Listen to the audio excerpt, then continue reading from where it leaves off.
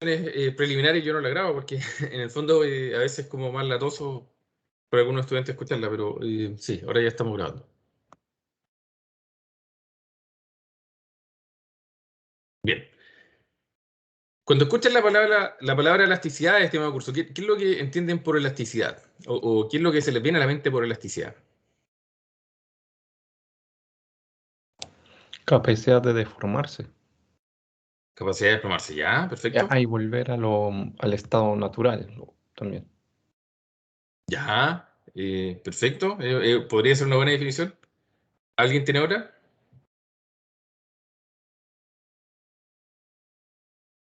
Como los parámetros que se pueden llegar a aceptar. Ya, parámetros que se pueden llegar a aceptar. De alguna manera esto da como alguna idea preliminar también de algo que se puede estirar, ¿cierto? Algo que se puede estirar y como comentaba Benjamín y volver a estar como antes, ¿cierto? Bien, ese concepto entonces de elasticidad justamente hace alusión a cómo se comportan en general la oferta y la demanda, ¿ya? Entonces hay varios tipos de elasticidades que uno puede revisar y justamente entonces la elasticidad precio de la demanda, por ejemplo, es una de las más importantes. Uno puede sacar la misma elasticidad para la oferta, sería la elasticidad precio de la oferta. Y hay otras elasticidades más importantes en la economía. Pero de alguna manera, bueno, a pesar de que aquí hay una definición que es como la definición del texto, pero que en realidad no es quizás fácil de entender, la elasticidad en general tiene que ver con cuánto cambia alguna variable en cuanto a cambios en otra variable, ¿ya? Entonces uno podría decir, ¿qué tan sensible es una variable respecto a un cambio en otra? ¿Ya? Básicamente entonces eso es justamente lo que representa la elasticidad, ¿ya? Entonces tenemos la elasticidad precio de la demanda, como yo les comentaba, que noten que en general esto es la variación porcentual de la cantidad demandada, obviamente porque la elasticidad precio de la demanda, ¿cierto? En relación con la variación porcentual del precio, ¿ya? Entonces, acá es importante revisar esto porque si este indicador da mayor que 1, entonces se dice que la demanda es elástica con respecto al precio. ¿Por qué? Porque eso lo que quiere decir de alguna manera es que eh, si esto es mayor que 1, un pequeño cambio en el precio, un pequeño cambio porcentual en el precio provoca un cambio mayor porcentualmente hablando en la cantidad, ¿ya? Entonces, uno podría asociarlo justamente a que un pequeño cambio en el precio estira la demanda, ¿ya? En el caso, obviamente, de que el precio bajara, ¿ya? Recordemos que la demanda, en general, en relación con el precio, tienen una relación matemática que es negativa, ¿cierto? A mayor precio, en general, la demanda es menor. Eso en general porque hay algunos casos de excepción que vamos a comentar más adelante, ¿ya? Pero eso quiere decir entonces que ese indicador sea mayor que 1. Entonces ahí justamente uno habla de que la demanda es elástica respecto del precio. Si es menor que 1, entonces uno dice que la demanda es inelástica con respecto al precio, porque eso quiere decir que un cambio porcentual en el precio provoca un cambio porcentual más bajo en la cantidad demandada, ¿ya? Y bueno, si es igual a 1, lo que uno puede decir simplemente es que es una demanda unitaria, ¿ya? Y si es una demanda unitaria, entonces simplemente está en el límite de ser elástica o no, ¿ya? Por ahí también, obviamente, eso tiene algunas implicaciones matemáticas, pero nada muy relevante que comentar, ¿ya? Ahora, ¿qué es una variación porcentual? Eso es la variación de la cantidad, ¿cierto? En relación con una cantidad inicial, ¿ya? Entonces, em, tratando de explicar, ¿cierto? Cómo sería esta variación, que es algo que probablemente ustedes manejan bien, por haber tenido distintos cursos, ¿cierto? De ingeniería. La variación, entonces, de la cantidad, en este caso sería, voy a escribir algo acá.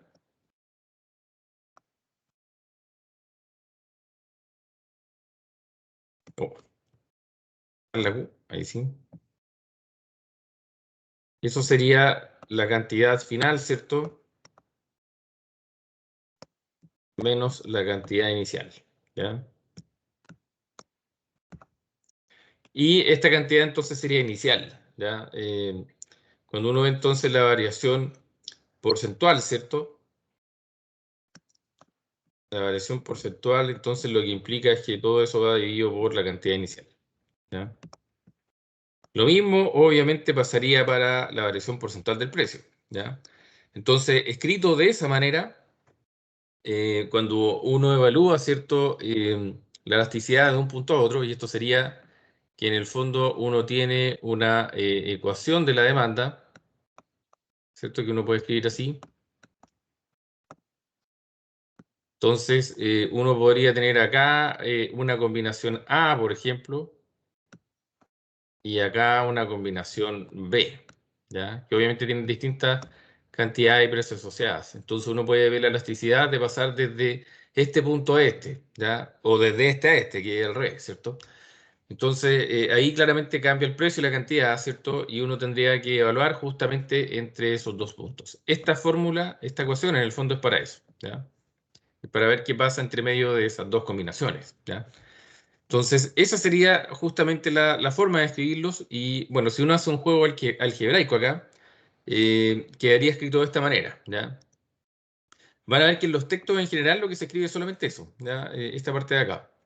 A mí me gusta descomponerlo de esta manera, porque en el fondo lo que hay que tener claro es que si nosotros tenemos la ecuación, entonces esta elasticidad de precio de la demanda sería en el fondo el precio, ¿cierto? En realidad ahí sería el precio puntual, ¿cierto? El precio en un determinado punto más que el inicial, multiplicado por la derivada de la cantidad en relación con el precio, ¿ya?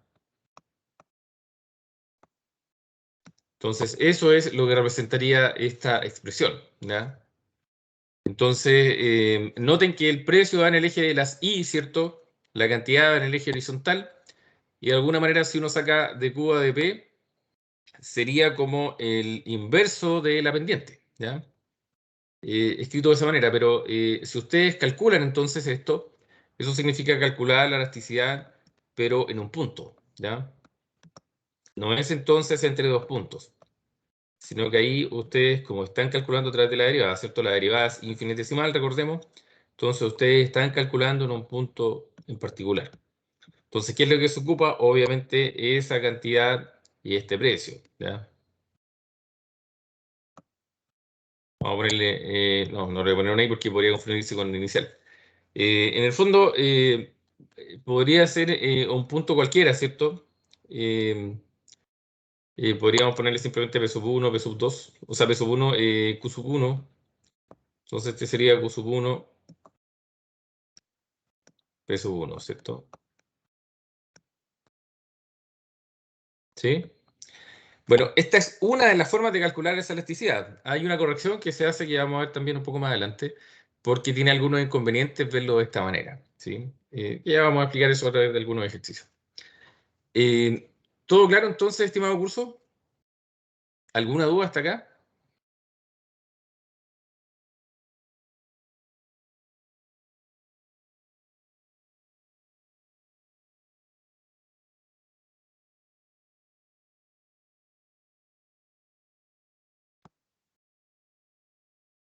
¿Se entiende? ¿Vamos bien? Sí,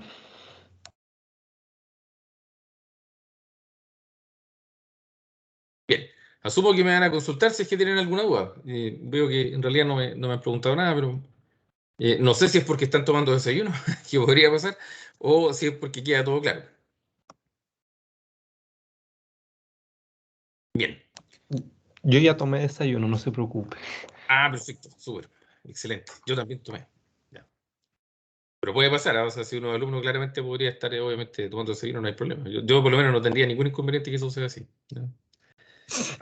Bueno, de hecho, tampoco tendría algún inconveniente si alguien que toma el lillo entre medio, por supuesto no me incomoda, ¿ya? Ahí sería cosa de usted. Bien, sigamos entonces.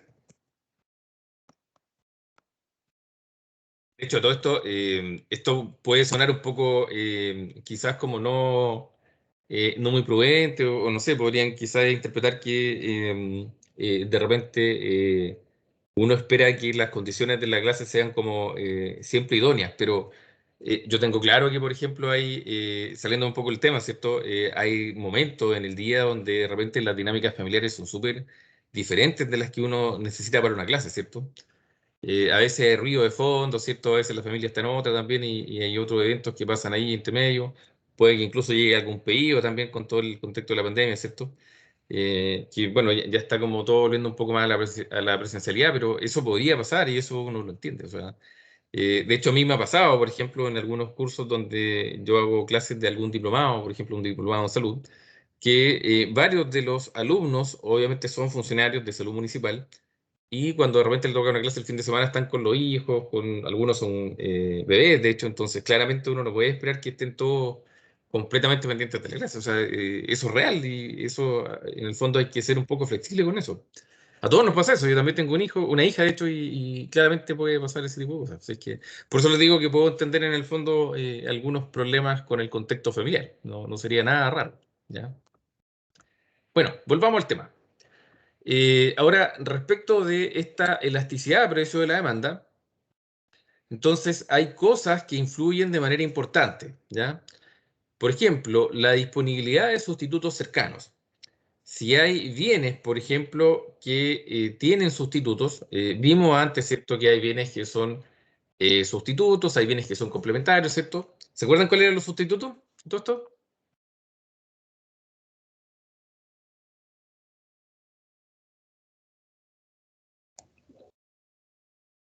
¿Los bienes sustitutos, preguntó? ¿Sí? Ah, mm, Yo tengo que son de dos bienes cuya en el precio de uno de ellos alza la demanda del otro. Es decir, que si aumenta uno, aumenta el otro. Exactamente, exactamente, Andrés. Es tal y como tú señalas, ¿cierto? Son en el fondo bienes que se pueden reemplazar uno por otro. ¿Cuándo se tienden a reemplazar? Típicamente cuando el precio de uno de ellos sube, ¿ya? Entonces, eso es un bien sustituto.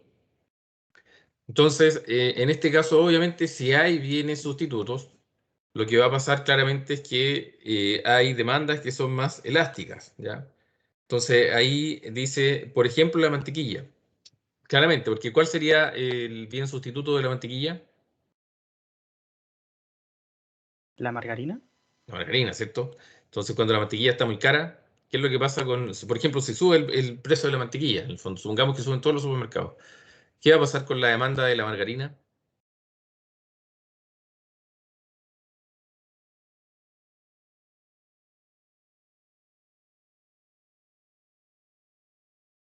¿podría repetirlo? Que aquí pasó un camión.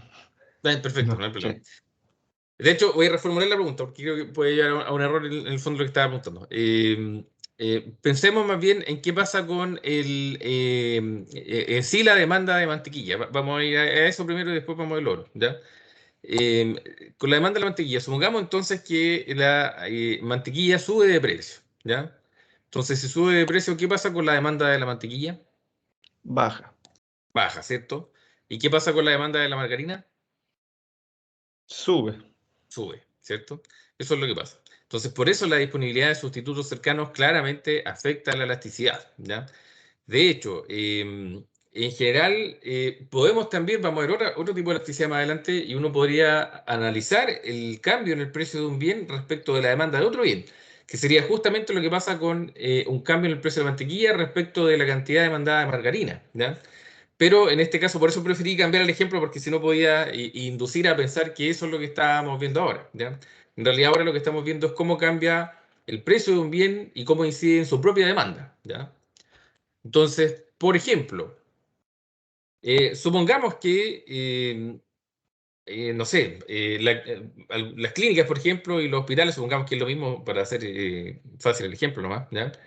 Eh, digamos, suben el precio de la operación de implantación de marcapasos, ¿ya?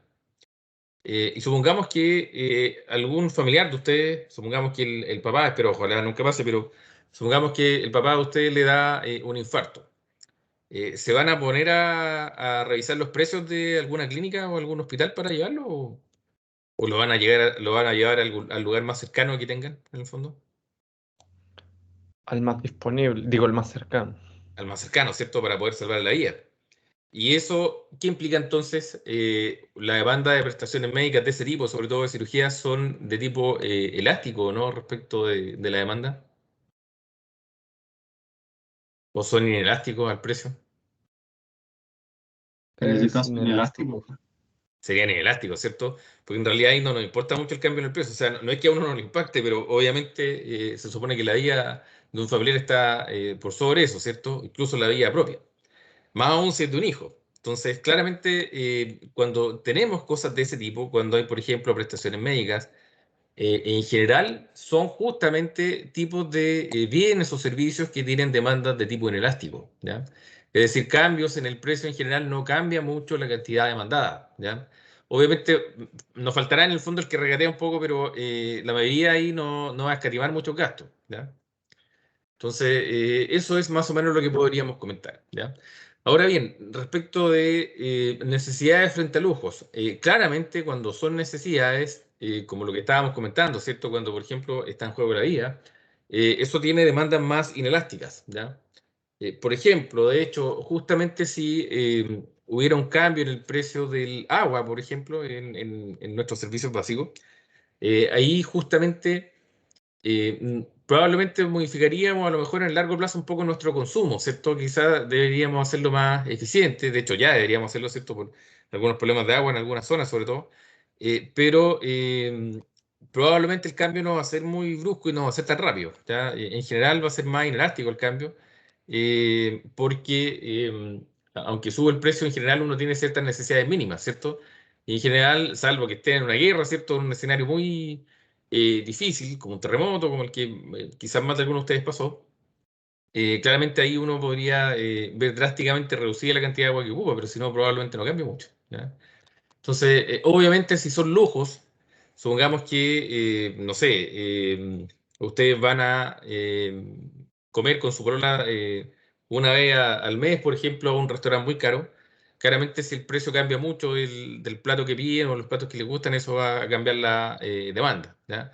Porque en el fondo es un lujo, no es algo estrictamente necesario, ¿ya? Quizás van a cambiar el restaurante también, ¿ya? Entonces, eso es básicamente lo que uno podría considerar, ¿ya? Ahora, hay otras cuestiones que son importantes, como la definición del mercado.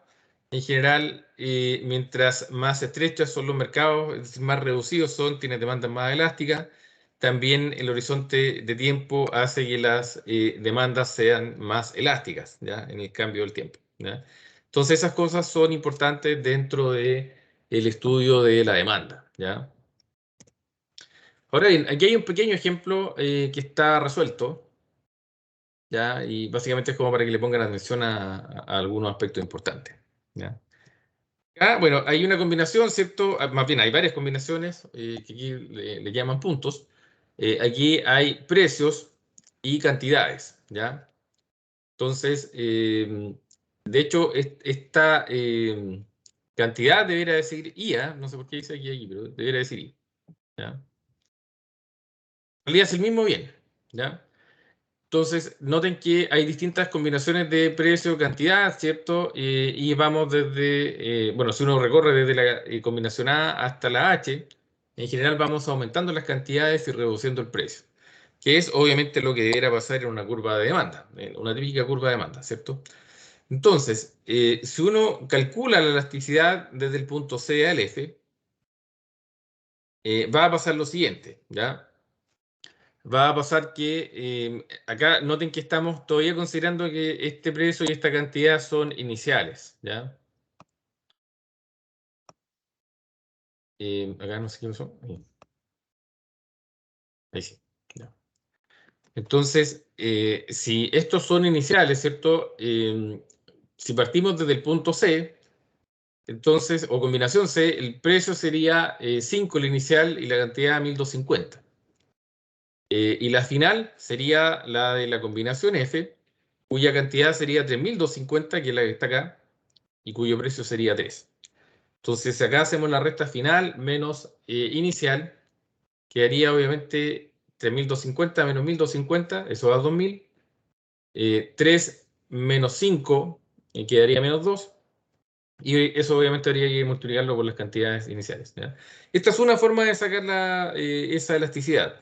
Otra forma sería directamente sacar la variación porcentual, es decir, a la variación de Q dividirla por la cantidad inicial, a la variación de P dividirla por el precio inicial, ¿ya? Y simplemente calcularlo acá como la variación porcentual de Q arriba y la variación porcentual de P abajo, tal y como señalamos al principio, ¿ya?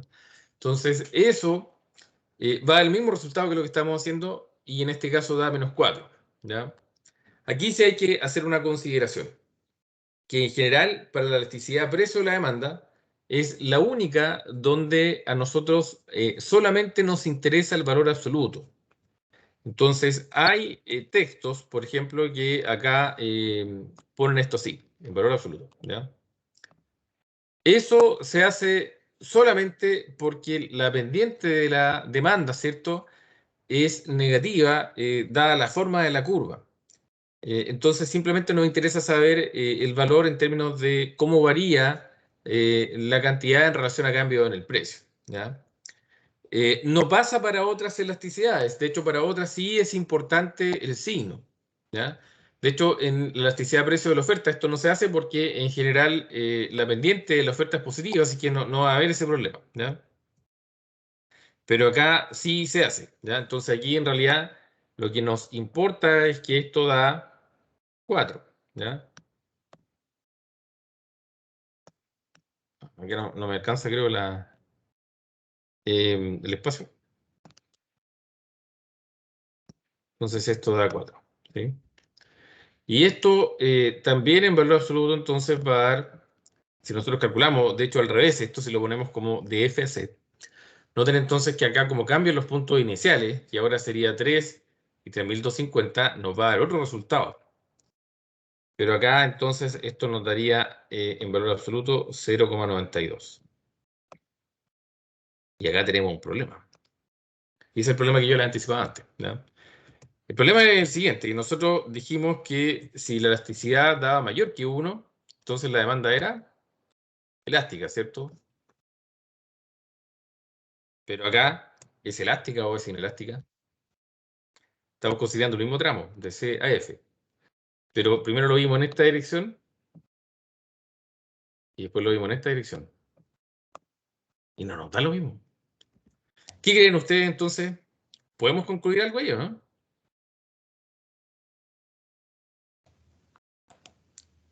Que hay que dejar claro cuál es el intervalo inicial y cuál es el final, ¿o no? Claro, o sea, podría ser relevante eso, ¿cierto? Y en general, esta elasticidad, que es la elasticidad normal, la fórmula más básica de la elasticidad, funciona bien entre dos intervalos, en dos direcciones, pero obviamente no tiene el mismo resultado. De hecho, hay que tener claro algo, que la elasticidad no va a tener nunca el mismo valor en distintos tramos de la curva. Y eso es justamente porque los puntos van cambiando, ¿ya? Entonces, como los puntos iniciales van cambiando, claramente el valor no es el mismo. Incluso en una recta no es el mismo. Así que ojo con eso. Porque por ahí hay preguntas, obviamente, que uno podría hacer en un verdadero y falso, ¿cierto? Donde uno puede poner la pregunta típica, en el fondo como para pillarlo, que sería preguntar si la elasticidad en una línea recta es la misma. Y eso es falso, ¿ya? Lo único que es lo mismo en una línea recta es la pendiente, ¿cierto? Entonces, esta expresión sería la misma, ¿ya? Que es el inverso de esa pendiente, ¿ya? Pero lo otro, entonces, no va a ser lo mismo, ¿cierto? Y más bien va a ir cambiando. Por lo tanto, el valor de la elasticidad es distinto en todos los segmentos de la curva, ¿ya? Pero bueno, acá esto representa un serio problema, ¿ah? Porque si bien es cierto, como mencionaba su compañero, ¿cierto? Sería relevante acá indicar cuál es el tramo inicial. Es un poco ambiguo, ¿cierto? Que uno interprete que en un segmento entre dos puntos, ¿cierto? De un segmento de una curva de demanda, esta puede ser elástica o inelástica, ¿ya? Entonces, por eso se ideó un método para corregir esto, que es el siguiente, ¿ya? Todo esto no se preocupen por los métodos porque en realidad cuando esté en el certamen preguntándose eso, si es que se pregunta en realidad, va a estar bien claro cuál es el método que se requiere, ¿ya? Y si no se indicara ninguno, en el peor de los casos pueden ocupar cualquiera, ¿ya? Pero en general se indica cuál es el tipo de elasticidad que se quiere, ¿ya? Y esta, de hecho, es la misma elasticidad de precio de la demanda, pero este es el método del punto medio. También otros textos de economía le llaman elasticidad arco, ¿ya? ¿Y cuál es la diferencia? La diferencia es la siguiente. Me salió horrible. La diferencia es que, en estricto rigor, si acá tenemos dos puntos, ¿cierto? En una demanda, que podría ser acá la combinación A con la B, como comentamos antes. Acá no se va a trabajar con una cantidad inicial, sino que más bien se va a sacar un punto medio, ¿ya? Ese sería el punto medio. ¿Punto medio entre quién? Entre A y B. Entonces sacamos el punto medio acá y ocupamos el punto medio para todo, ¿ya? Y esta pequeña concepción nos va a arreglar todo el problema, porque en general no vamos a tener entonces diferencias de una dirección a la otra, ¿ya? Entonces, obviamente, ¿cuál sería el punto medio? La cantidad, entonces, promedio,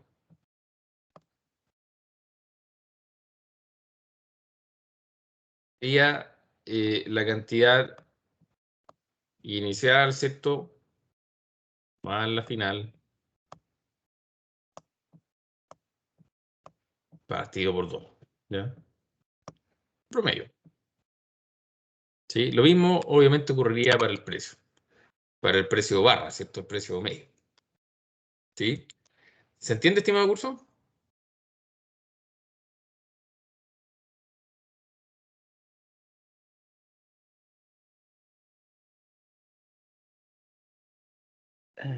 ¿Podría repetirlo la primera parte de lo del gráfico? Esto de acá. Sí. ¿Eso? Sí, claro. Yo les decía que normalmente, ¿cierto? Cuando uno evalúa un punto inicial, por ejemplo, si parte desde A hasta B, ¿cierto? Ahí va a considerar, obviamente, como cantidad inicial la combinación A. Si fuera de B a A, la combinación inicial entonces sería la B, ¿cierto? Sería la que está acá. Esa. Pero, obviamente, si queremos eliminar esa ambigüedad, lo que podemos hacer es considerar un punto medio, ¿ya? Entonces, este punto medio sería este X barra, ¿cierto? Entre A y B. Y entonces, esto estaría representado por el par ordenado Q barra, coma P barra, ¿sí? Es decir, la cantidad promedio y el precio promedio. Entonces, la cantidad promedio en el fondo sería la cantidad inicial más la final, que en el fondo es lo mismo que poner la cantidad de A y la cantidad de B, ¿cierto? Da lo mismo en el fondo quién es inicial o final ahí, en esta concepción de cantidad promedio, ¿ya? Entonces también lo podemos poner como cantidad de A más cantidad de B, ¿ya? Y para el precio entonces sería lo mismo. Para el precio, esto es cantidad también inicial más final, ¿cierto? Pero también podría ser cantidad de A, perdón, cantidad, precio. Eso fue el lapsus, sorry. Un precio inicial, ¿cierto? Más un precio final. Ahí sí. Dividido por 2, y como yo les decía, eso también se puede entender como cantidad, precio de A más precio de B. Porque aquí cualquiera de los dos podría ser inicial o final, ¿ya?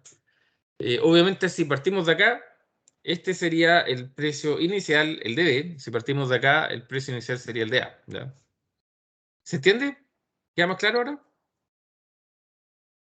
Sí, quedó más claro. Gracias. Sí, súper. Ok, perfecto. ¿Todo claro, estimado curso? ¿Alguna duda?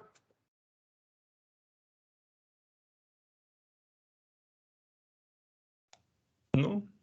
¿No? ¿Fue? Ya. Sí. Perfecto.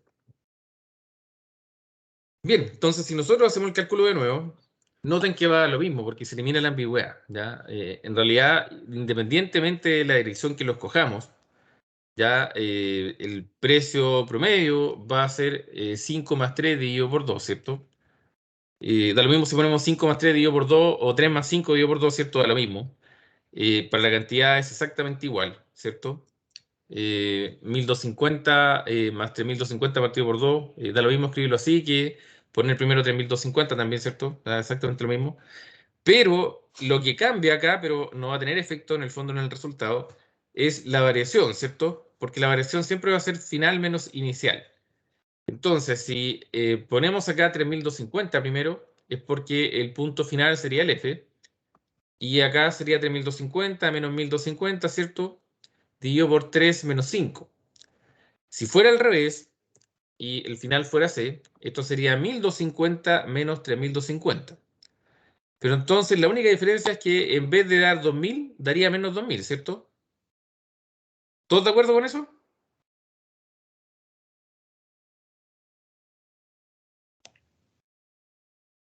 Sí, pues, sí. ¿Sí? Ya. Y en el fondo, si yo pongo, si eso fuera así, ¿cierto? Tendría que ir esto al revés. Entonces aquí iría 5 menos 3.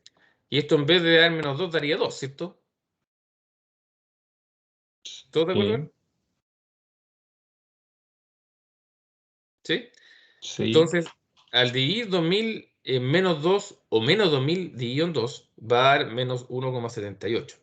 Entonces, independientemente de la dirección, el resultado va a ser el mismo. De hecho, en estricto rigor es el valor absoluto de esto, ¿ya? Y por lo tanto, eso da 1,78, ¿ya? Entonces, ¿cuál es nuestra conclusión ahí? Que en general la demanda acá en ese segmento, ¿cierto? Entre C y F, es elástica con respecto al precio, ¿ya?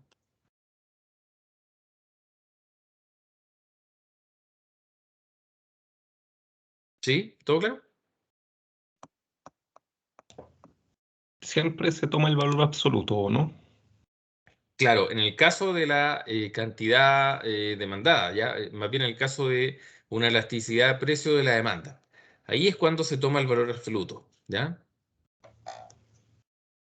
Para Ok. otros casos de elasticidad que vamos a ver más adelante, no hay que hacer esto porque obviamente la pendiente de la demanda no va a ser negativa como en el caso que estamos viendo, ¿ya?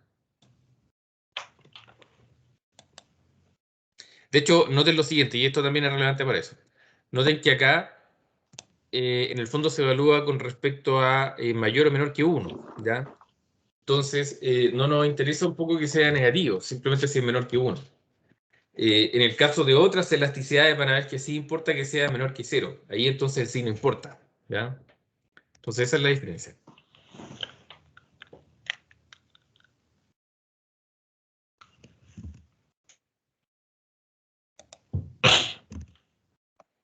Ya. Continuemos entonces.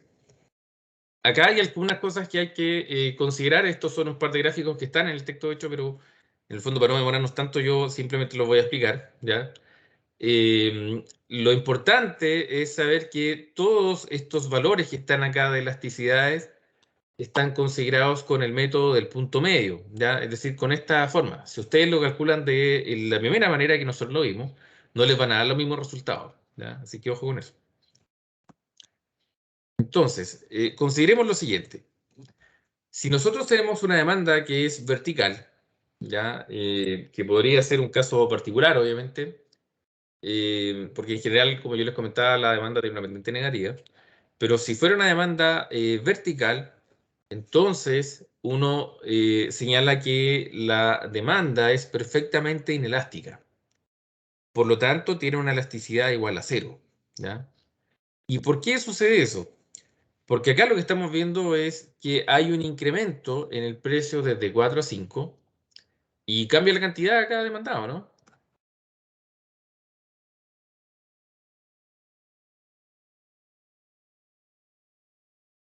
¿O no cambia?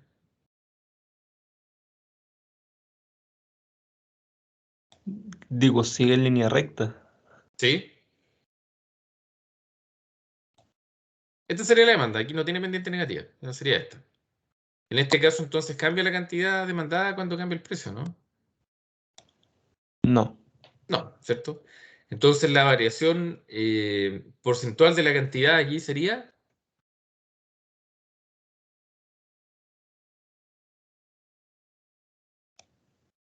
Sería cero, Sería ¿cierto? 0. Sería cero, muy bien. Y este incremento del precio con el método del punto medio daría un 22%, ¿ya? Entonces, abajo daría 22% o 0,22 y sería 0 partido por 0,22 y eso da 0. Por eso la elasticidad es 0, ¿ya?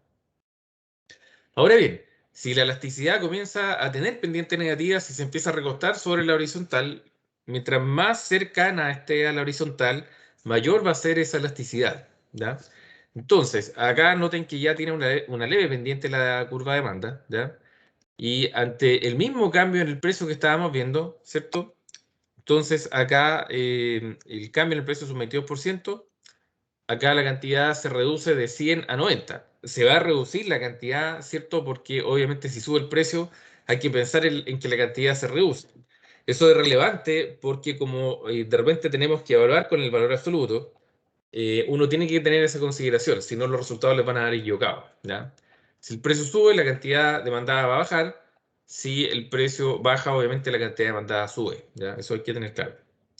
Pero bueno, en este caso entonces, como sube el precio, la cantidad demandada baja de 100 a 90 y con el método del punto medio, entonces esta variación porcentual de la cantidad es 11%, ¿ya? Entonces, si dividimos 11%, que sería la variación porcentual de la cantidad, ¿cierto?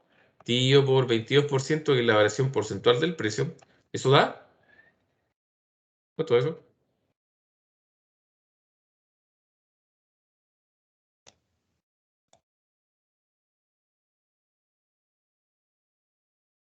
Da un medio, ¿cierto? 0,5, ¿cierto? Sería 11% y un 22%. Y eso es menor que 1, ¿cierto? Por lo tanto, nosotros ahí concluimos que la elasticidad es menor que 1 y entonces la demanda es inelástica, ya respecto del precio, ¿sí? ¿Es elástico respecto al producto? ¿O Más bien no? ahí no es elástico simplemente. Simplemente no es elástico porque para ser elástico respecto del precio tendría que obviamente tener una elasticidad mayor que 1. No hay algo como elasticidad respecto del producto, ¿ah? Pero sí hay otras cosas que uno podría ver respecto a cómo cambian otras cuestiones, ya sea cambios en otro bien, por ejemplo, que es algo que podríamos ver, o cambios respecto a la renta. Ya, esos son otros tipos de elasticidad. Ya, pero en este caso simplemente uno considera que no es elástico. Bien, si sigue entonces siendo más plana esa curva, ¿cierto? O teniendo una pendiente cada vez mayor, más bien, cada vez menor, más bien, no mayor. Lo que va a pasar es que con el mismo cambio en el precio, ¿cierto? De un 22%, acá la cantidad demandada se reduce de 100 a 80. Entonces, el cambio porcentual sería un 22% en la cantidad, ¿cierto? Lo mismo que en el caso del precio. Y obviamente se tendría una elasticidad unitaria, ¿ya? La demanda sería o tendría una elasticidad de 1 respecto del precio, ¿cierto? Entonces, acá simplemente es unitaria, todavía no tenemos una demanda que sea elástica respecto del precio, ¿ya?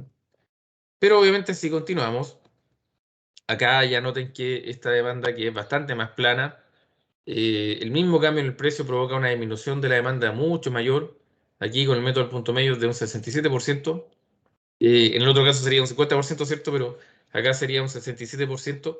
Y dividir en el fondo 67 dividido 22, eso da más que 3, ¿cierto?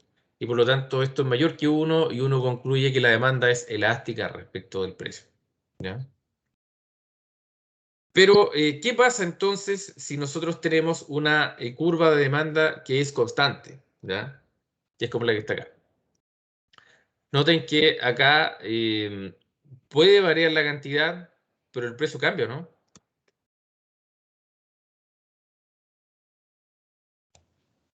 No, el precio sigue constante. Sigue constante, ¿cierto? Entonces, ¿cuál es el problema acá? Que en el fondo puede variar la cantidad, ¿cierto? La variación porcentual de la cantidad va a ser un número real, pero la variación porcentual del precio va a ser 0. Entonces, ¿qué valor tiene la elasticidad ahí?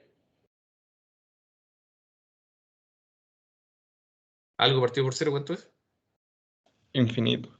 infinito. Bueno, tiende a infinito, porque en realidad no es que de infinito, se entiende. Claro, tiende a infinito, ¿cierto? Entonces, acá en el fondo la elasticidad uno la considera infinita y por eso uno habla de que la demanda es perfectamente elástica. ¿Qué significa que sea perfectamente elástica? En términos matemáticos, lo que esto significa es que un cambio en el precio, supongamos que el precio entonces sube a 5, entonces la cantidad demandada sería 0. O sea, no hay demanda, ¿ya? Y en cambio, si el precio bajara a 3, por ejemplo, ¿ya? Basta con que baje un peso en el fondo, acá está en dólares, pero si baja en el fondo un peso, un centavo, incluso en términos de la moneda estadounidense, ¿cierto? Entonces acá la demanda sería infinita, ¿ya? En el fondo ahí todos los proveedores podrían vender todo lo que pueden producir ante un precio más bajo que este precio de acá, ¿ya? ¿Se acuerdan de lo que comentamos entonces de que en un mercado competitivo los participantes de ese mercado, ¿cierto? Tanto los consumidores como los productores no pueden incidir individualmente en el precio? ¿Se acuerdan de esa definición del mercado competitivo? Sí. Ya, eso ocurre justamente porque tenemos curvas de este tipo, ¿ya? Entonces, la demanda es más o menos así, ¿ya? Y por lo tanto, ¿qué es lo que ocurre ahí? Que el consumidor, bueno, el consumidor no puede incidir en el precio individualmente y para el productor, por ejemplo, si el productor tratara de disminuir la cantidad para cambiar el precio, ¿qué es lo que va a pasar? Si disminuye la cantidad, el precio no cambia, ¿cierto? Si, por ejemplo, pasara de esta cantidad Q sub 1 hasta Q sub 2, ¿cierto? Entonces, con una pendiente de este tipo, ¿cierto? Estamos pensando en un consumidor individual, ¿no? O en un productor individual, en este caso, que quiere afectar la demanda, ¿no? Entonces, no pasa nada con el precio, ¿cierto? El precio no cambia. Entonces, eso es lo que pasa en un mercado competitivo, teóricamente hablando, ¿ya? No se puede afectar la curva de demanda y, por lo tanto, entonces, esa es la razón de por qué un productor individual no puede afectar el mercado y un consumidor individual tampoco, ¿ya? De hecho, en el caso del productor, uno podría hablar de la oferta, ¿ya? Pero con la oferta es más o menos el mismo caso, o sea, la oferta es como esta, ¿ya? Es una constante, ¿ya? Pero en general uno lo puede asociar también a la demanda, de que la demanda no cambia, en ese caso, porque cambie la cantidad. Entonces, no es posible afectar el precio. En cambio, si se tiene una demanda con pendiente, ¿cierto? Como esta, claramente al disminuir la cantidad, el precio sube, ¿cierto? Pero eso no pasa entonces en el mercado competitivo, o sea, pasa para todo el mercado, pero no para un individuo en particular, ¿sí? Entonces, esa es la razón, entonces, como les decía, de por qué los participantes de un mercado competitivo toman el precio de mercado y en realidad eso significa que son precios aceptantes o tomadores de precios. Probablemente han escuchado eso quizás en la literatura económica, quizás en algún diario, no sé, algún medio que hable de economía, ¿ya? Y en general a eso se hace alusión, a cuando son tomadores de precios o precios aceptantes, que en el fondo están aceptando el precio de mercado, ¿ya? Bien, entonces, lo que hemos notado en el fondo, ¿cierto? Es que mientras más plana es la curva de demanda, mayor es la elasticidad. Bien, aquí, bueno, este es un ejemplo del texto, ¿ah? En realidad habría que ver evidencia empírica de cuál sería la de Chile, pero obviamente va a cambiar seguramente dependiendo de las muestras que uno tome. Esto seguramente es la estadounidense o la mundial, quizás basada en algunas estimaciones de los autores del texto, ¿ya? Y acá noten que entonces los huevos tienen una elasticidad bastante baja. De hecho, normalmente son inelásticos al precio. ¿Por qué? Porque obviamente en general los huevos no tienen sustitutos, ¿cierto? O sea, uno puede comer obviamente otra cosa, pero no hay nada que tenga un sabor parecido al huevo. Aunque por ahí hay huevos, yo me acuerdo que en algún momento vendieron por ahí por los años 90, no sé si todavía, como unos huevos pasteurizados y también estaban como en estado como sólido, me acuerdo. Era como un polvo, me acuerdo que se le echaba agua y quedaba como un huevo revuelto. No sé qué tan sano sería en el fondo, pero en algún momento se vendió eso. Ya podría ser ese un sustituto, pero en general probablemente tampoco era muy asequible. Y probablemente también la elasticidad de este huevo quizás también esté en relación con el precio, que en general los huevos, a pesar de que han subido, obviamente, su valor en el tiempo, no han sido, digamos, uno de los bienes más caros, ¿cierto? De hecho, dentro de los alimentos, normalmente están en todas las casas, ¿cierto? Y algo relativamente barato un huevo, en comparación con los otros bienes, ¿ya? Entonces, por eso, de hecho, ahí la elasticidad baja. Lo mismo la tensión médica, que es lo que comentábamos, ¿cierto? Y esto empieza a subir y noten que se vuelve más elástico también cuando los precios son más caros, ¿ya? Excepto en la vivienda, cuando la vivienda obviamente en general es una necesidad, ¿cierto? La gente tiene que ir en algún lado, ya sea si compre o arriende, ¿ya? La opción sería, si no, vivir de la caridad, ¿cierto? Pero obviamente es bastante más complicado. Y claramente si tenemos carne de res, por ejemplo, que es bastante más cara, ¿cierto? De hecho, uno lo puede ver hoy en día, ¿cierto? Con el 18, ¿cierto? Ya encima. Ustedes han escuchado probablemente cómo están los precios de la posta, ¿cierto? Que es como lo que más se ocupa para las empanadas. Y ahí está, obviamente, con una elasticidad muy alta ese tipo de bien, ¿ya? Entonces, normalmente, acá probablemente no va a cambiar mucho el consumo, pero es por el efecto de los bonos, ¿cierto? Porque aquí hay tradiciones en estas fechas, pero normalmente cuando la carne está muy cara, la gente no compra tanta carne de res y ahí, ¿qué es lo que compra más? Estimado Curso, de acuerdo a lo que hemos conversado.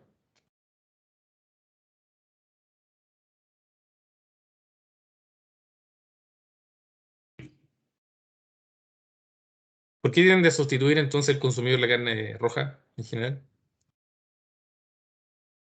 Por pollo. Por pollo, ¿cierto? Podría ser pescados también dependiendo de qué tan barato esté el pescado y el tipo de pescado también, ¿cierto?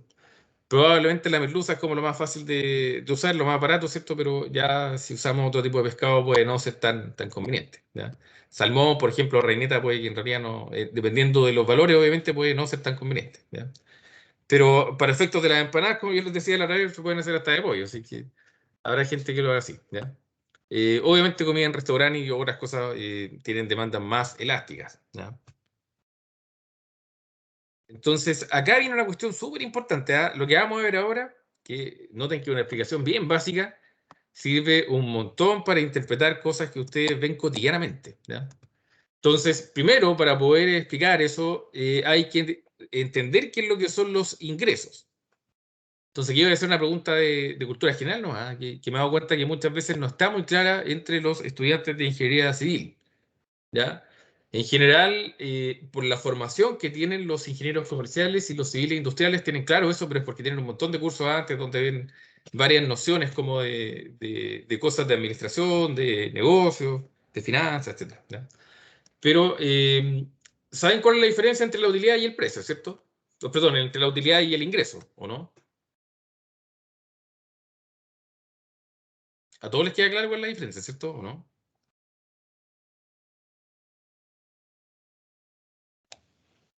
Sí. ¿Sí? Utilidad, dijo, e ingreso. Utilidad e ingreso, exactamente. ¿La utilidad es como la plata en bruto y el ingreso es la plata invertida? ¿O no? Ya, podría andar por ahí. Hay que hacer algunos ajustes, sí. ¿Ya? ¿Alguna otra opinión?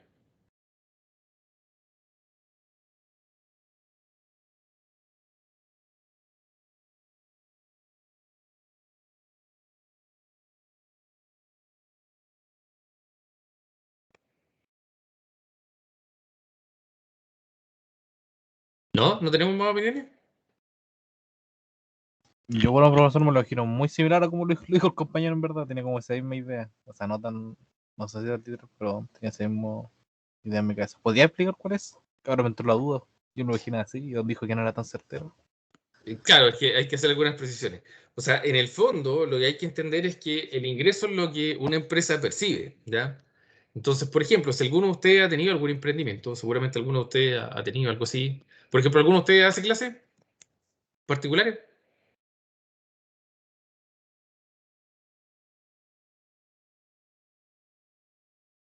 Ninguno. Yo, es- Típicamente los ingenieros algunos hacen clases. ¿Tú, yo Benjamín? ¿Tú haces estafaba, clases? digo, vendía dulces en el colegio. Ah, vendías tú en el colegio. Perfecto. Es un muy buen ejemplo. Ya. Entonces, el ingreso es lo que tú percibías en el fondo porque te compraran, ¿ya? Pero ¿tenía algún costo los bienes que tú comprabas para poder vender o no? Sí, obvio. Tenían, ¿cierto? Entonces, probablemente empezaste con poquito y después pudiste tener quizás todo un negocio bastante grande vendiendo cosas. Yo y compañeros progresaron bastante así, pero hasta que llegaba el inspector, le quitaba la mercadería, pero era terrible cuando pasaba eso. Pero en el fondo, tu utilidad sería obviamente el ingreso que tú percibiste menos lo que te costó el comprar eso, ¿ya? Eso es utilidad, ¿ya? La utilidad entonces es siempre ingresos menos los costos, ¿ya? Eso sería la utilidad, la noción más básica, ¿ya? De hecho, la utilidad es una noción contable, ¿ah? Acá muchas veces en economía hablamos más que nada de beneficios. Vamos a explicar un poco más adelante cuando estemos en costos cuál es la diferencia. Aunque se escriben igual, conceptualmente son diferentes, ¿ya? Lo que hay que señalar es que obviamente aquí estamos dando la noción más básica de utilidad. En estricto rigor, si uno se da justamente a definiciones más contables, más financieras, en realidad hay varias líneas entre medio, porque están los costos, están los gastos, que no son lo mismo que los costos, ¿ya? Hay definiciones un poco diferentes. ¿Ya? De hecho, los costos en general están en relación directa con el giro de la actividad, el gasto no necesariamente, ¿ya? Además hay varios tipos de costos, podría estar toda una clase hablando de eso, de hecho los contadores lo hacen, ¿ya? Pero básicamente entonces hay varias líneas, después llega la utilidad, después de hecho con la utilidad bruta, que ahí tiene un poco sentido lo que mencionaba Benjamín, lo que estamos hablando justamente es una utilidad bruta, ¿ya? Pero eso es porque después habría que calcular impuestos, ¿ya? Esos impuestos se calculan en base a esa utilidad bruta y entonces descontando esos impuestos está lo que se llama utilidad después de impuestos, ¿ya? Y esa utilidad entonces después de impuestos justamente la utilidad final, ¿ya? La última línea. De hecho, en estricto rigor, de esa utilidad, además en las empresas, hay parte que se paga a los accionistas, hay parte de esa utilidad que la empresa va a ocupar en el fondo como para futuras inversiones, etcétera, ¿ya? Es todo un proceso y si uno saca un estado de resultados que representa todo eso puede ser bastante largo, puede ser así, una cuestión bien, bien larga, tener varias hojas incluso, dependiendo de todos los ítems que uno considere, ¿ya? Pero para no complicarnos, en el fondo, aquí muchas veces los economistas hacen el supuesto de que los costos y los gastos son lo mismo y que en el fondo simplemente uno considera ingresos menos costos, ¿ya? Porque lo otro ya es como más cuestiones financieras. Desde el punto de vista de la economía, entonces, importa más que nada como la utilidad bruta, entre comillas, ¿ya? Aunque, como les digo, no es utilidad, sino que son beneficios, ¿sí? ¿Se entiende entonces cuál es la diferencia entre ingresos y utilidad?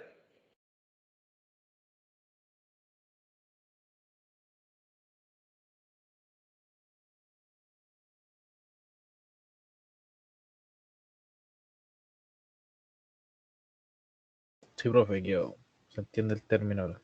O sea, era similar a lo que se pensaba. Perfecto, perfecto. Me alegra entonces que tengan claro el concepto, ¿ya? Entonces, basándonos en eso, obviamente solamente estamos pensando en el ingreso, recuerden eso. Solamente pensando en el ingreso, ¿cuál va a ser el ingreso? El ingreso va a ser el precio, ¿cierto?, del bien que se está vendiendo multiplicado por la cantidad, ¿ya? Entonces acá si el precio es 4 y la cantidad es 100, los ingresos van a ser 400, ¿cierto? Entonces los ingresos estarían representados por ese rectángulo, en este caso, ¿sí? Ahora, recuerden que aquí hemos hecho toda una reducción también de la realidad, porque en estricto rigor tampoco es que nosotros tengamos una empresa que vende un solo producto. En estricto rigor vende varios, ¿cierto? Pero el análisis sería mucho más complicado. ¿Ya? Entonces uno puede hacer análisis por cada producto y es más o menos lo que estamos haciendo y después hacer todos los análisis, bueno, juntar todos los análisis o meter un modelo bastante más complejo, ¿cierto? Donde para entender un poco los resultados de la empresa, muchas cosas no se podrían graficar, ¿cierto? Obviamente ahí, si tenemos varios productos, habría que sumar todos los ingresos por cada producto, ¿cierto? Pero serían de esta forma. Ya, de hecho, justamente cuando nosotros hablamos de la demanda, estamos hablando de un solo bien, ¿ya? En el caso de microeconomía, ¿ya? Pero también lo que no es tan bonito cuando uno empieza a avanzar en el estudio de la economía, y eso como que complica un poco, es que muchas veces nosotros vamos a considerar en cursos más avanzados de economía, y eso es típicamente justamente parte de lo que ven ingenieros comerciales y civiles industriales, sobre todo comerciales, que tienen una formación bastante fuerte en economía, es que uno ve que la demanda ahí depende de otras cosas más y depende como de funciones que están dentro de funciones. Entonces ya no es tan bonita la relación como precio y cantidad, ¿no? Sino que son funciones como implícitas dentro de otras y todo se vuelve más feo porque en el fondo ahí en vez de dar derivadas ordinarias como las que estamos viendo son puras derivadas parciales. Que no son muy bonitas. Como les digo, son bastante enredadas de repente de entender dependiendo del nivel de obviamente de lo que uno está estudiando. ¿Ya? Pero eso es como para que ustedes sepan lo que hay más adelante. ¿Ya? Si quisieran estudiar algo de economía, en general, a todo esto, los ingenieros civiles, por la matemática que tienen bastante más facilidad en todo caso para entender economía que los comerciales. Así que si a alguno de ustedes les interesa, puede ser un buen camino. ¿Ya? Bueno, vamos entonces a lo que estábamos explicando, porque aquí viene toda la importancia del estudio de la elasticidad. Las empresas en general se preocupan bastante del estudio de la elasticidad de precio de la demanda, porque de alguna manera eso determina las acciones de la empresa. ¿Ya? Me refiero a las acciones que va a tomar, no las acciones financieras, ¿ya? No las acciones de comprar una acción. ¿Ya? Bueno, notemos entonces lo que estábamos comentando inicialmente. Supongamos que tenemos un precio de 4, ¿cierto? Y una cantidad de 100 para eso. Entonces noten que aquí el ingreso sería el asegurado en verde, ¿cierto? Que sería de 400. En esta demanda, si tenemos una demanda que es inelástica, ¿ya? Respecto del precio. Supongamos que acá, entonces, el precio sube, ¿cierto? A 5. Entonces, la cantidad demandada sería 90. Y en este caso, 5 por 90, ¿cuánto va a dar? 450. 450, ¿cierto? Entonces, noten que 450 es mayor que 400. Conclusión, si tenemos una demanda que es inelástica respecto al precio, a la empresa le conviene, solamente pensando en los ingresos, ¿eh? Le conviene subir entonces el precio, ¿no? Dijo inelástica respecto a los precios. Inelástica respecto al precio, porque aquí de hecho estamos hablando de una demanda inelástica como esta.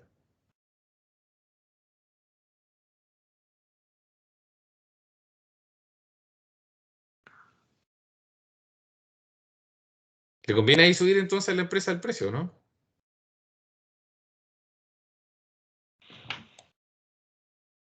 Sí, porque mantendría más ingresos. Tendría más ingresos, ¿cierto? Muy bien. Tendría más ingresos, entonces le conviene obviamente subir el precio, ¿ya? Estamos hablando, como les digo, solamente de los ingresos. Después vamos a ver que en realidad lo que le interesa a la empresa son los beneficios más que los ingresos. Pero si pensáramos solamente en los ingresos, sería un análisis correcto, ¿ya? Ahora, veamos el caso siguiente. Supongamos que tenemos una demanda que es elástica, ¿ya?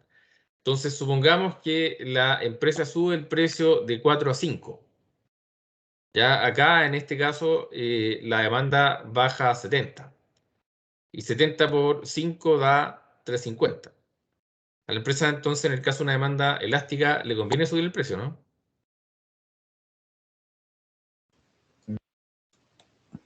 No. No, ¿cierto? Entonces, eso les da más o menos la explicación de por qué la mayoría de las empresas hacen rebaja, ¿o no? Hay que aprovechar. Sí. Claro, ¿cierto? Del punto de vista del consumidor hay que aprovechar, pero además de lo que hemos comentado, ¿cierto? Que los bienes son menos valorados y todo el cuento, noten que acá, supongamos que el precio lo deja en 3, ¿ya? Supongamos que queda acá, ¿ya? Entonces, bueno, si esta línea la extrapolamos por acá, tampoco choque, pero bueno, supongamos que la demanda baja un poco más acá, ¿ya?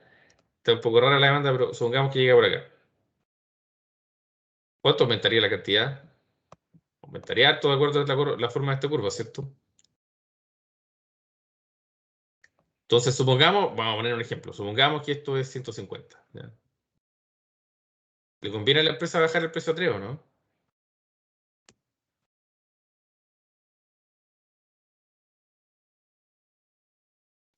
Si es 150, sí le conviene. Conviene porque sería 450 entonces los ingresos, ¿cierto? Ajá.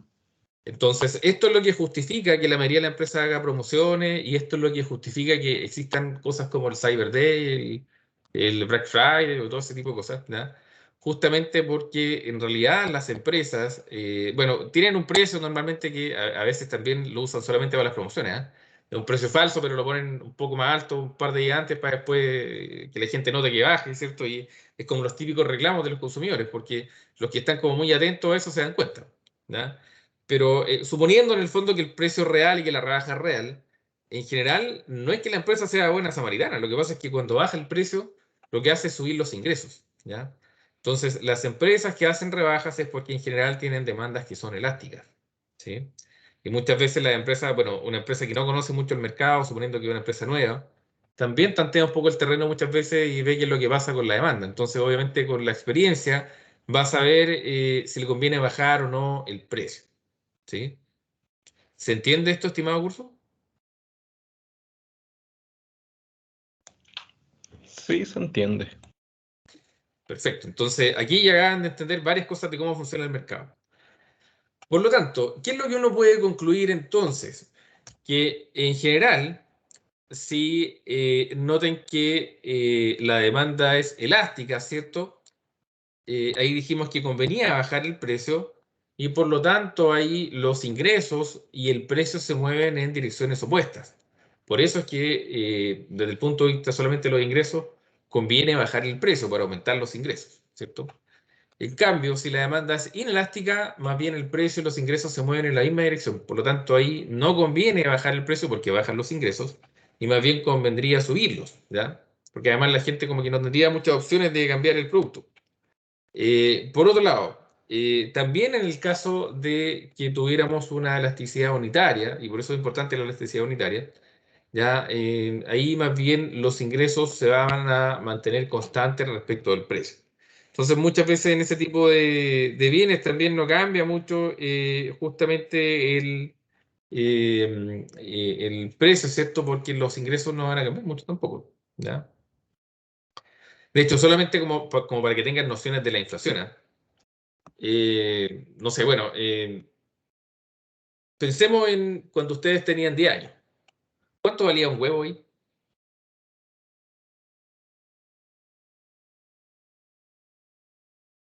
Como 100 pesos, 50 pesos. Como 100 pesos, 50 pesos, ¿ya? Yo diría que más cercano a los 50, o 70, por ahí. ¿Alguien recuerda un poco la cifra ahí? ¿Alguien más? Eran como No lo Tiraría recuerdo. cuánto. 70. Como 70, ¿cierto? Estaba más o menos por ahí. ¿Y ahora cuánto está un huevo? ¿Un solo huevo?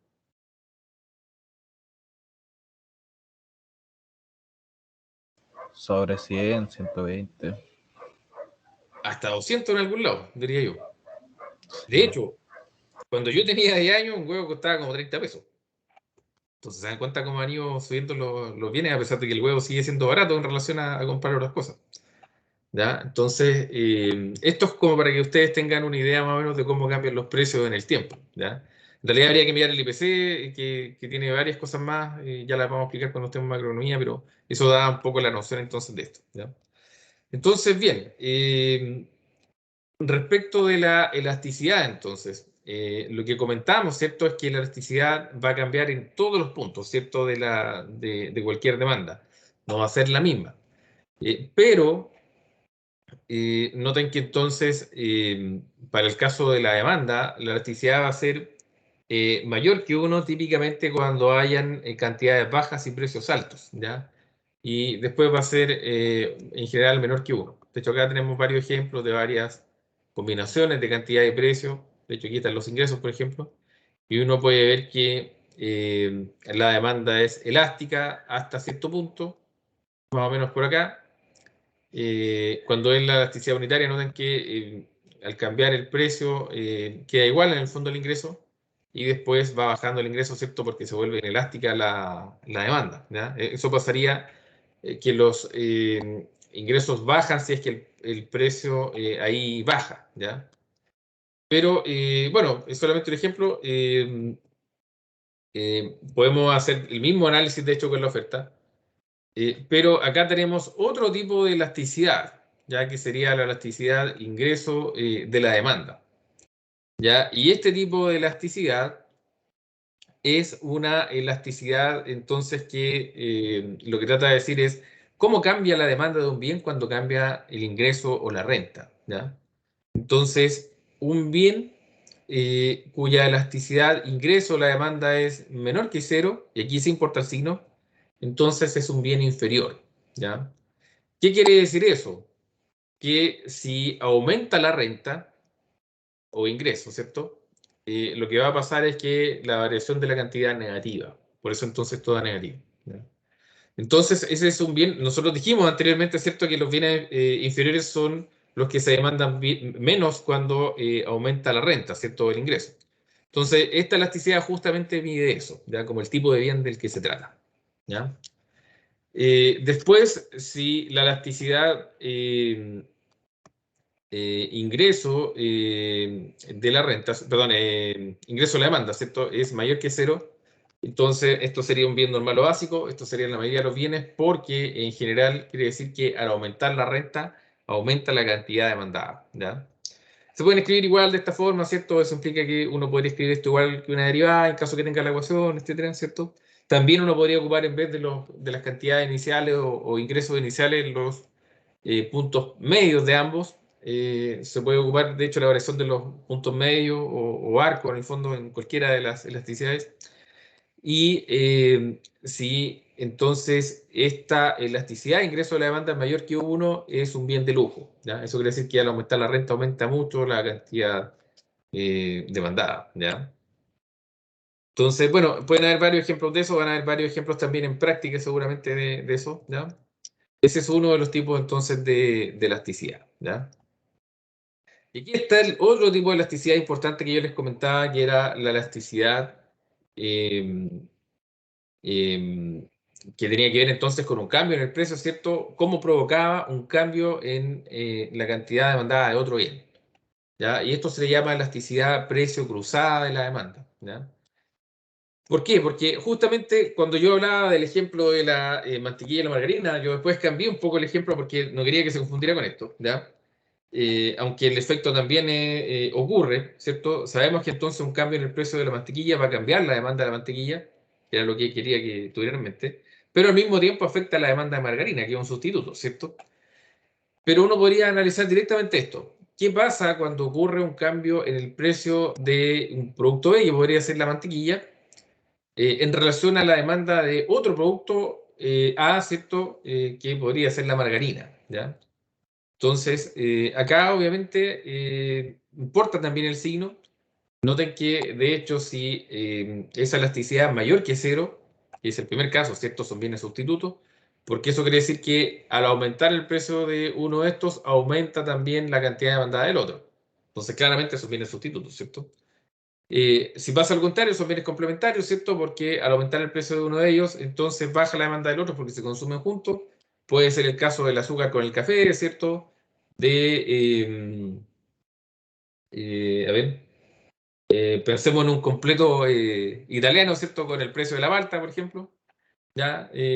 O de hecho, bueno, en otro insumo en el fondo, más que el completo. Sí, podría ser la cantidad de vienesa. Ya supongamos que a alguien le gustan solamente los completos italianos y obviamente puede que mande menos vienesa si es que sube el precio de la palta, porque en realidad, como no come los otros tipos de completo, él simplemente no va a optar por hacer completo o va a hacer menos de lo que hacía antes, ¿cierto? Con un incremento de uno de sus bienes. ¿Ya? Podría pasar lo mismo un poco también con los productos de la empanada, ¿cierto? Como yo les comentaba, es probable que ante los precios de la carne también hayan familias que coman menos empanadas, ¿ya? Y quizás van a priorizar otras cosas, ¿ya? Hay otras cosas, por lo menos 18 que se pueden comer, ¿cierto? Y bueno, si esa elasticidad da cero, eso quiere decir que simplemente el cambio en el precio de un bien no ocasiona cambios en la cantidad demandada del otro, y entonces son bienes independientes, ¿ya? En realidad pueden haber siempre dependencia cuando hay restricciones de capital, ¿cierto? De presupuesto. Pero en general, supongamos que no lo hay por ahora. No sé, probablemente si es que cambia el precio de las cervezas, por ejemplo, seguramente no va a haber cambios, por lo menos relacionados a eso, en la cantidad demandada de lápices, por ejemplo, ¿ya? Son cuestiones que no tienen mucho que ver, ¿ya? Salvo que, no sé, alguien diga, no, en realidad cuando yo tomo cerveza no estudio, que puede ser el caso, ¿cierto?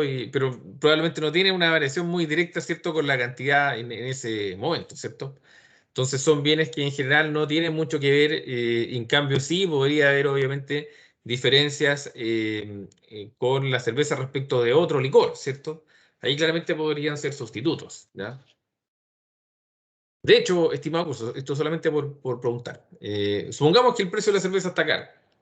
¿Por qué lo podrían sustituir? Supongamos que quieren carretear.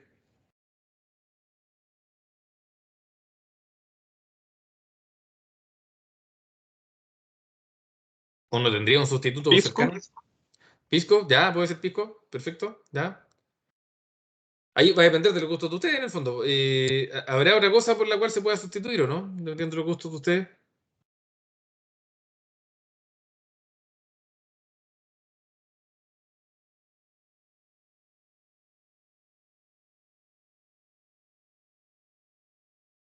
Bueno, habrá gente que se le muere el carrete si en el fondo suben los precios de la cerveza, porque de repente el tipo de alcohol que se consume no es el mismo y no todos tienen el mismo gusto.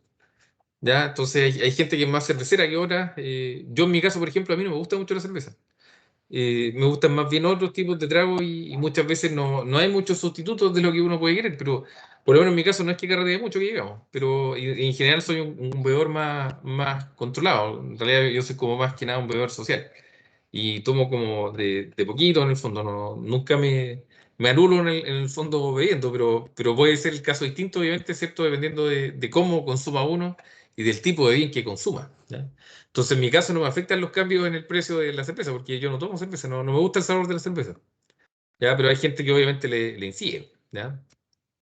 Por ejemplo, mi señora es muy buena para las micheladas, le encantan las micheladas, entonces no, claramente ya le puede incidir el precio de la cerveza, así es que tampoco es que toma cada rato, pero si fuera verano probablemente consumiría más. Bien, entonces ahí yo creo que ya han quedado claras varias cosas, ¿cierto? Acá, bueno, esta sería la última elasticidad que vamos a ver. Esta sería la elasticidad de precio de la oferta. Y noten que esto es exactamente igual que la elasticidad de precio de la demanda. Se pueden ocupar igual ambas ecuaciones, ¿cierto? La normal con la del punto medio.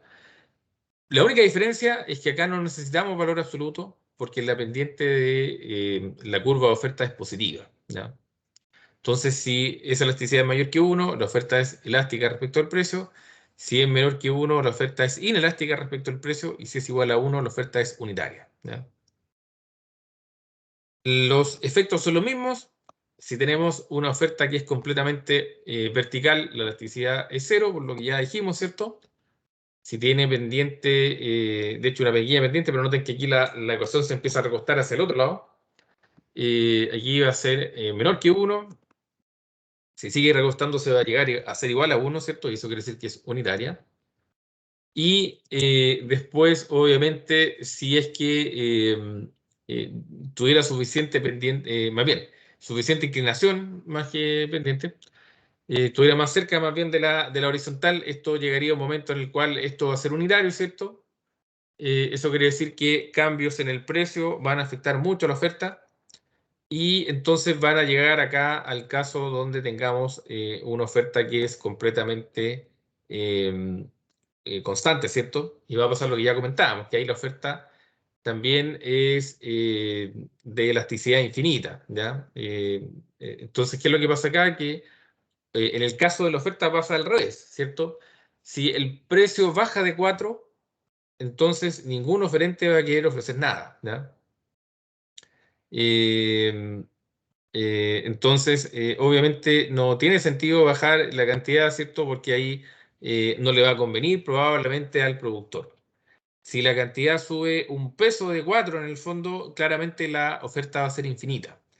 Ahí lo que uno puede asumir es que justamente ese 4 sería como el precio de mercado. Podríamos también pensar, ¿cierto?, en una empresa individual, como yo les comentaba anteriormente, y esto es lo que justifica la existencia de un mercado competitivo, para esos casos por lo menos. ¿ya?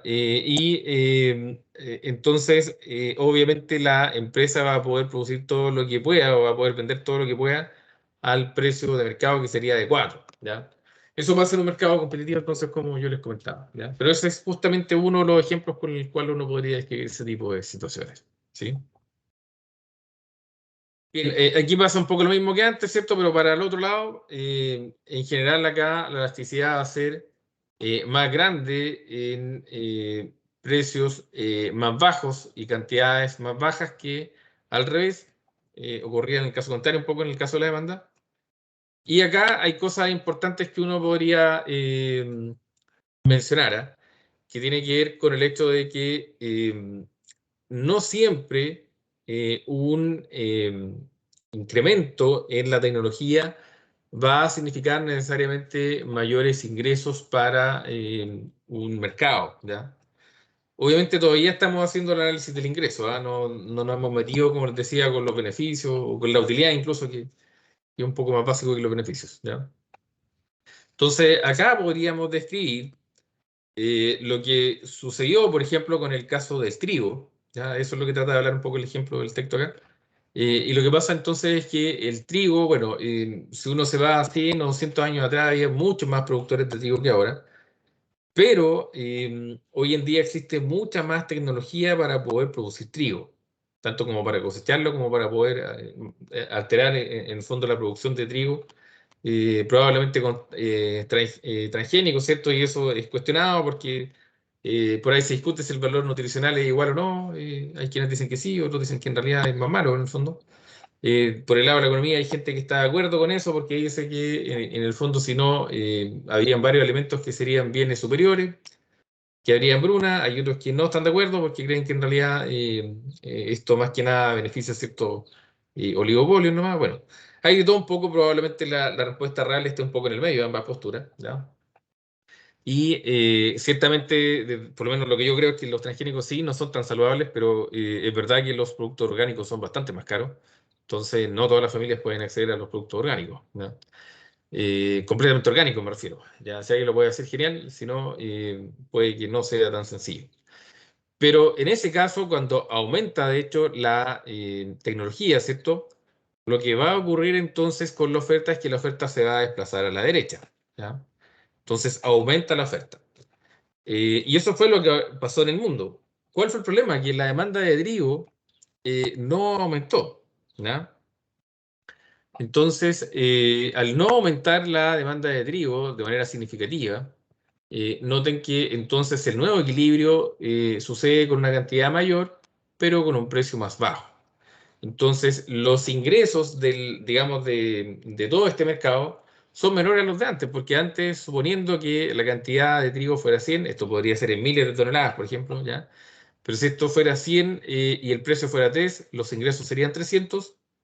Si fuera esto una cantidad de 110 y un precio de 2, esto es 220. Entonces, los ingresos son menores, ¿ya?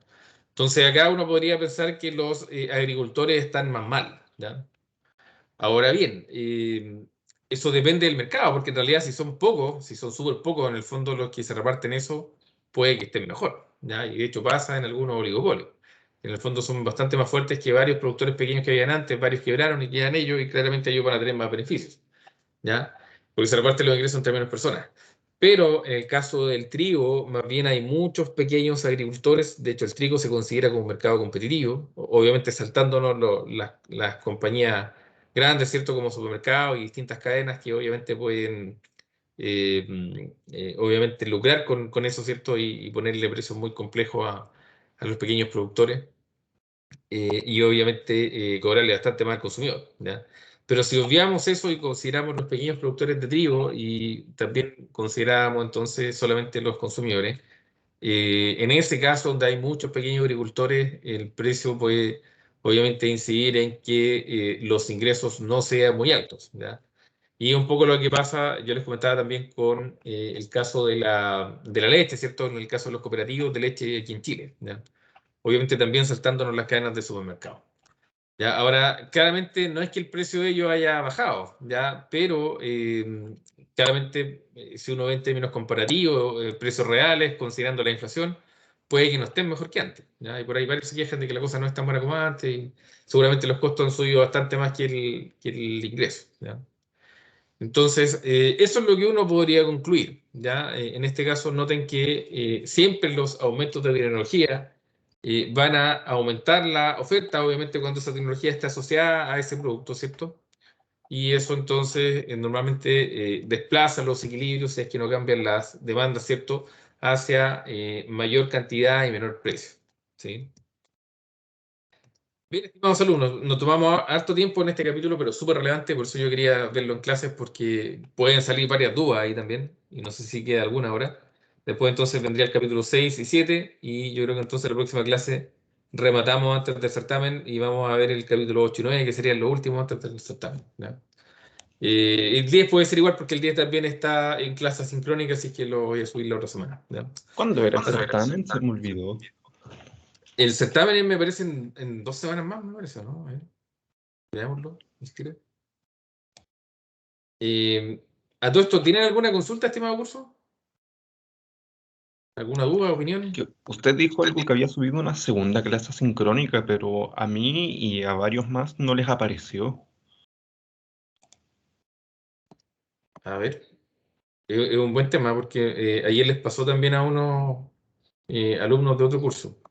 Y es porque hay una grabación que quedó puesta en una parte donde no debería, pero eso quedó del sistema, digamos. Pero en mi caso creo que no subí otra sincrónica todavía. ¿Eh? Creo que la segunda sincrónica va a venir ahora.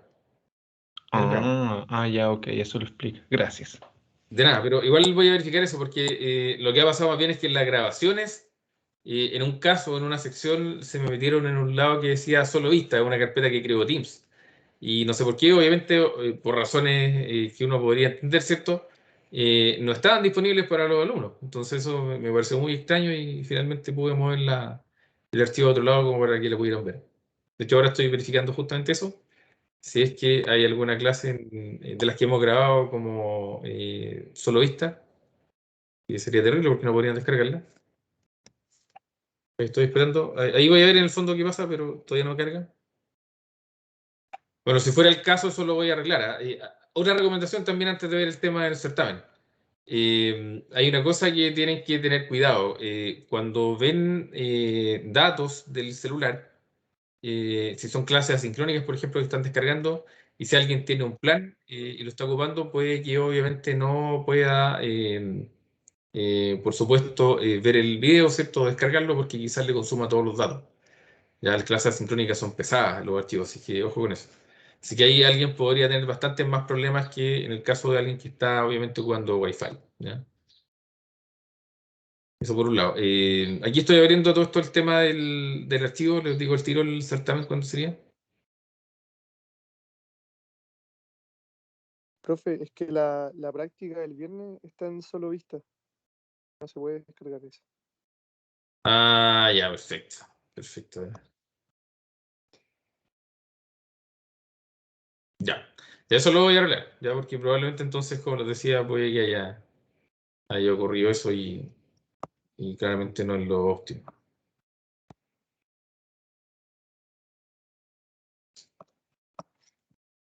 Bien.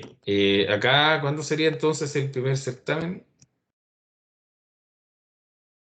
Sería sería el viernes a ver, sería la semana de hecho del 1 de octubre, creo que sería, ¿eh? Sí, viernes 1 de octubre. Ahí sería el primer certamen. Sí, sería el viernes 1 de octubre. Entonces tenemos en el fondo 2 semanas para eso. Entonces, bueno, de hecho, esta semana ya pasó, ¿cierto? Porque para ustedes tenemos esta clase nomás más la sincrónica. Entonces, la siguiente semana sería la última. Y es bueno que tengamos algo claro, aprovechando de decirle al tiro antes de que se desconecten. Normalmente en la semana del certamen, nosotros en el ramo no hacemos clases, ¿ya? Eso porque alguna sección podría quedar más atrasada que otra.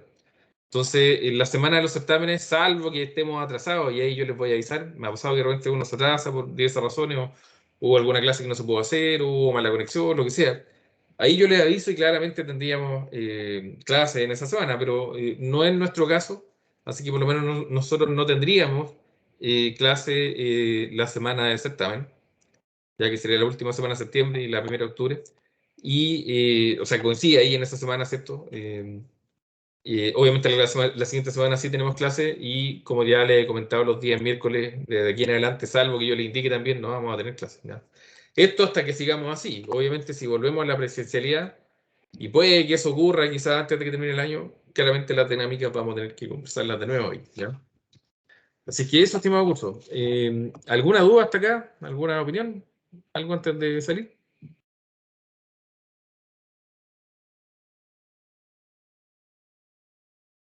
¿No? ¿Nada? Bien, estimado curso, entonces quedamos hasta acá y nos vemos la próxima semana. Que tengan una buena semana, que pasen un buen 18, cuídense harto y nos vemos entonces en la próxima clase. Gracias igualmente. Hasta luego. Gracias, Nunca. profe, que le vaya bien. Chao, Hasta luego. profe. Chao, profe. Igualmente, hasta luego. Estén atentos porque voy subiendo certámenes de años anteriores a Infoa, así que ojo con eso.